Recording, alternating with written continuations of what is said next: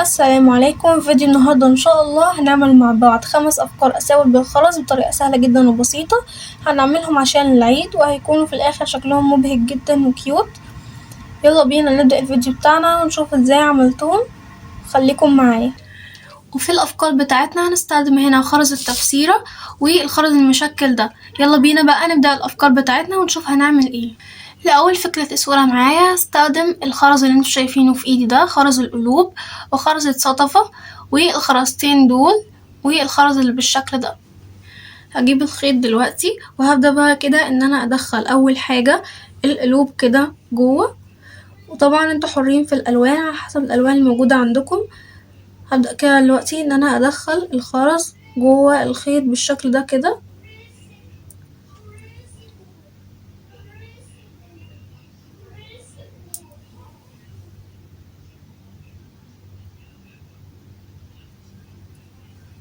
وكده دخلت خرز القلوب زي ما انتم شايفين. دلوقتي بقى هدخل الخرز اللي بالشكل ده،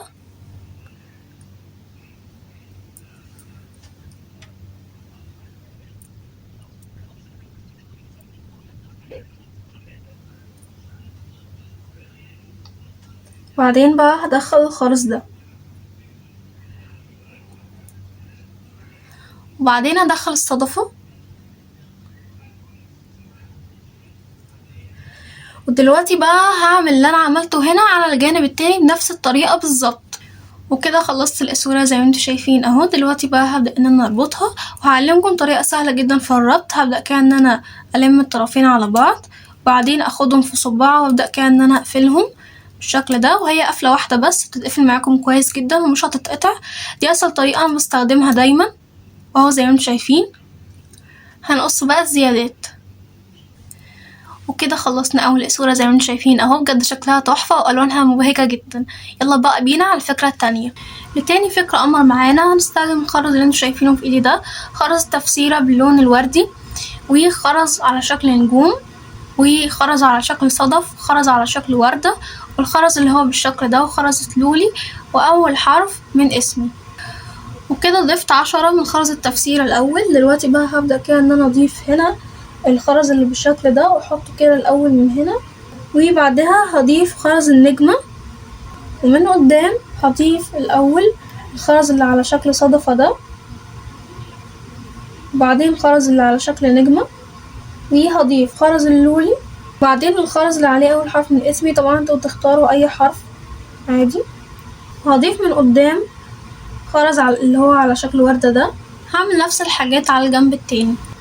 وكده خلصت الجانب التاني زي ما انتوا شايفين اهو. دلوقتي بقى هقفل الاسورة بالطريقة اللي انا عرفتها لكم في الاول، وهنقص الزيادات.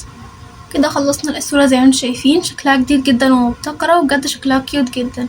يلا بينا على الفكرة التالتة. تالت فكرة معايا بقى هستخدم هنا خرز على شكل قلب، وهستخدم كمان الخرز اللي هو ده تقريبا اسمه خرز المرمر او بيسموه حاجة تانية مش عارفة بيسموه ايه. وهستخدم خرز بالالوان دي اللي هو على شكل حروف. دلوقتي بقى هبدأ كده واحدة واحدة ان انا اضيف الاول الخرز ده، وبعدين هضيف الخرز اللي هو على شكل حروف الوان ده، وبعدين هضيف الخرز دي، وهضيف الحرف ده، بعدين هضيف الخرز اللي هو على شكل قلب ده، وهعمل نفس الحاجة في الجانب التاني. دلوقتي بقى هقفل الاسورة كده بالشكل ده، وهقص الزيادات. بس كده خلصنا اسورتنا القمر. بجد طلع شكلها خطير وجديدة جدا، بجد شكلها تحفة وشيك جدا وتنفع على اي لبس. يلا بينا بقى على الفكرة الرابعة. لرابع فكرة قمر هستخدم الخرز ده منه لونين اخضر واصفر. هستخدم شكل قلب ووردة وقلب تاني كمان، وشكل صدفة ومربع والشكل ده وخرز لولي. دلوقتي بقى هبدأ كده ان انا اضيف الاول الخرز اللي على شكل قلب، بعدين اللي على شكل وردة، بعدين اللي على شكل قلب، بعدين اللي على شكل صدفة، بعدين الشكل ده، بعدين المربع، بعدين خرز اللولي. هعمل نفس الحاجة في الجنب التاني بس باللون الأخضر. قررت هعمل حاجة كمان قبل ما انهي الاسورة. هستخدم هنا تاني خرز بالشكل ده، وده خرز على شكل حيوان بحر. ضفتهم هنا في الجنب الأخضر، بس دلوقتي هضيفهم في الجنب الأصفر عشان اكتشفت ان الاسورة هتبقى قصيرة شوية فحبيت ان انا اطولها. هضيفهم بقى هنا كده بالشكل ده. كده خلصنا الاسورة. دلوقتي بقى هنقفلها، بعدين هقص الزيادات. وكده خلصنا الفكرة الرابعة. زي ما انتم شايفين اهو شكلها تحفة والوانها كمان جميلة كده وسوفت وناعمة. تعالوا بقى نشوف الفكرة الخامسة والاخيرة.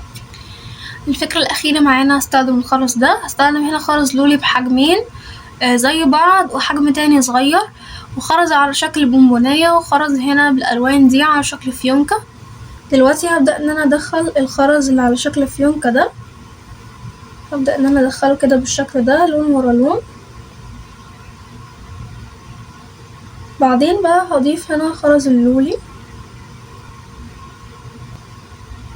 بعدين الخرزة اللي على شكل بونبونية دي هضيفها. هعمل نفس الحركة في الجنب التاني. كده خلصت الاسورة. دلوقتي بقى هقفلها وهقص الزيادات. وكده خلصت الاسورة. زي ما انتم شايفين لونها حلو جدا وشكلها مبهج. طبعا الفيونكات اللي هي دي معمولة كده بتقاطع زي ما انتم شايفين اهو، فهتبقى الاسورة صغيرة، ولكن انتوا لما تيجوا تلبسوها هتفرد لوحدها. يا رب تفهموا قصدي. ده شكلها في الاخر، بجد شكلها تحفة جدا وبسيطة. كده خلصنا افكار النهاردة. زي ما انتم شايفين اهو ده شكل الاساور النهائي اللي احنا عملناها مع بعض. دي اشكالها اهي، بجد شكلهم مبهج جدا وحلوين، وفعلا كده بتوع عيد ومبهجين جدا والوانهم حلوة كمان. ده شكلهم اهو.